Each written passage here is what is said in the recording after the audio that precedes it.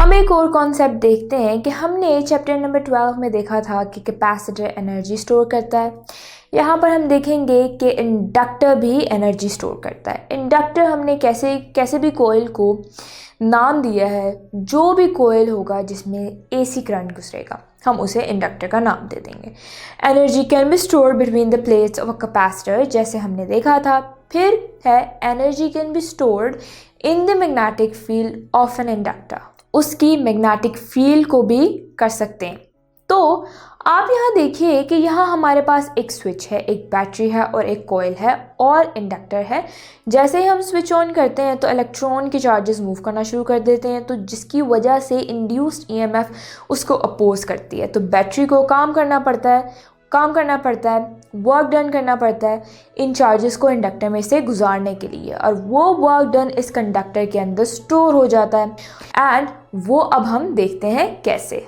Voltage and current interaction coil में देखते हैं। When a switch is turned on, जब हम स्विच ऑन करते हैं तो वोल्टेज भी is applied across the coil ends और करंट 0 से मैक्सिमम राइज होता है। करंट में चेंजेस होने की वजह से अपोजिंग ईएमएफ इंड्यूस्ड होती है कोइल के अंदर। तो बैटरी को काम करना पड़ता है, works to move charges against this induced EMF. अब work done by the battery calculate करते हैं, वो किसके इक्वल होती है? Delta Q into epsilon L. Epsilon L जो है हमारी सेल्फ इंड्यूस्ड ईएमएफ है और उसकी वैल्यू हमें पता है। Epsilon L is equal to capital L delta L over delta T.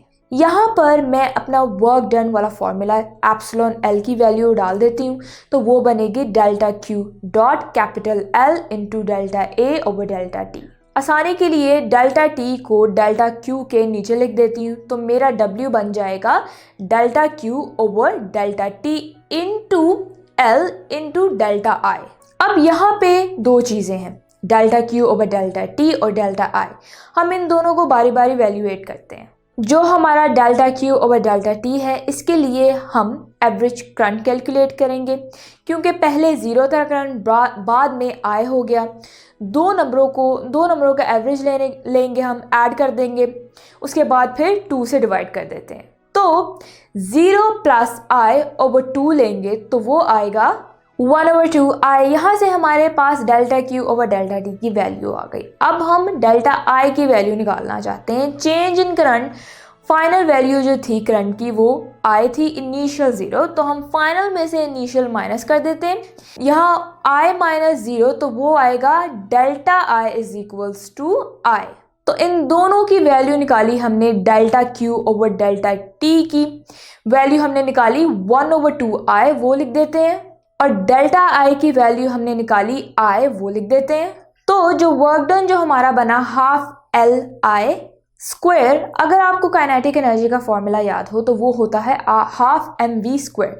यहाँ पे जो हमारे पास मिलता जुलता है half L I square. L जो है सेल्फ इंडक्टेंस है और आई करंट है, और ये जो वर्क डन है ये हमारे इंडक्टर के अंदर एज ए एनर्जी स्टोर हो जाता है, तो हम इसे यू से रिप्रेजेंट कर देते हैं, same half L I square. तो मैग्नेटिक फील्ड की फॉर्म में ये हुआ है स्टोर, जिस तरह इलेक्ट्रिक फील्ड की फॉर्म में एक कैपेसिटर के अंदर एनर्जी स्टोर होती है, बिल्कुल इसी तरह इंडक्टर के अंदर मैग्नेटिक फील्ड की फॉर्म में स्टोर हो जाएगी एनर्जी। जैसे मैंने बताया, इस कॉइल को हम सोलेनॉइड कहते हैं।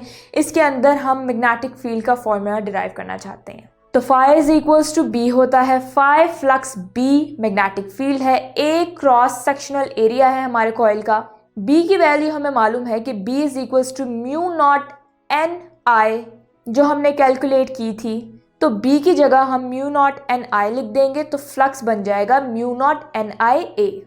सेल्फ इंडक्टेंस के केस में हमने देखा था कि N phi is equals to L I, वहाँ से कैपिटल एल की वैल्यू हमने एन फाई ओवर आई निकाली थी। अब जहाँ फाई है हमारे इंडक्टेंस वाले फॉर्मूले में, उसकी जगह हम म्यू नॉट एन आई ए लिख देंगे। अब आई से कैंसिल हो जाएगा और हमारी वैल्यू बन जाएगी N mu not N A. N जो है वो हमारा टोटल नंबर्स ऑफ टर्म्स है और स्मॉल एन जो है वो numbers of turns per unit length है। तो अगर हम हमारे टोटल नंबर्स निकालेंगे तो capital N is equals to N into length आएगा, जो टोटल लेंथ है उससे मल्टीप्लाई कर देंगे पर unit length number of turn से, तो हमारे पास टोटल नंबर ऑफ टर्न्स आ जाएंगे।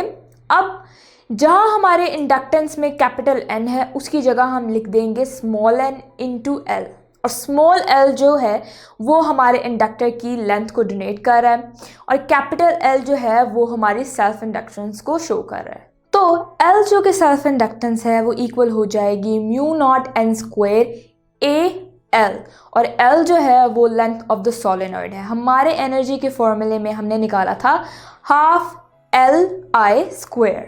अब यहाँ पर हमने क्या करना है, जो L की वैल्यू हमने निकाली वो पुट कर देंगे। जब वो लिख देंगे तो हमारा फॉर्मूला बन जाएगा half mu not n square AL into I square.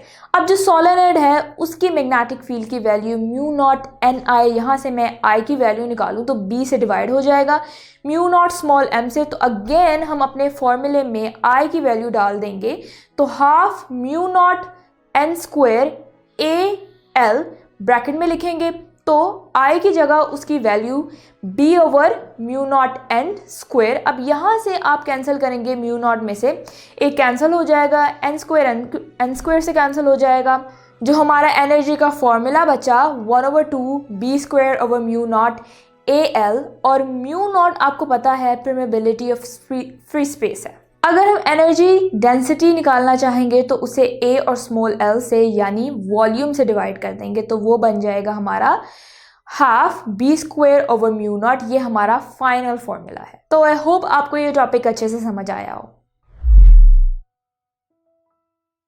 अगर ये लेक्चर आप कंप्लीटली देखना चाहते हैं और इसके साथ साथ बेशुमार MCQs, उनके आंसर्स और एक्सप्लेनेशंस भी हासिल करना चाहते हैं, एंड दैट ऑल फ्री, तो अभी गूगल प्ले स्टोर पे जाइए एंड लिखिए हिप्पो ई लर्निंग प्रोग्राम। हमारी ऐप डाउनलोड कीजिए, ना सिर्फ इसे खुद यूज़ कीजिए बल्कि अपने दोस्त एंड क्लास फेलोज़ को भी रेकमेंड कीजिए।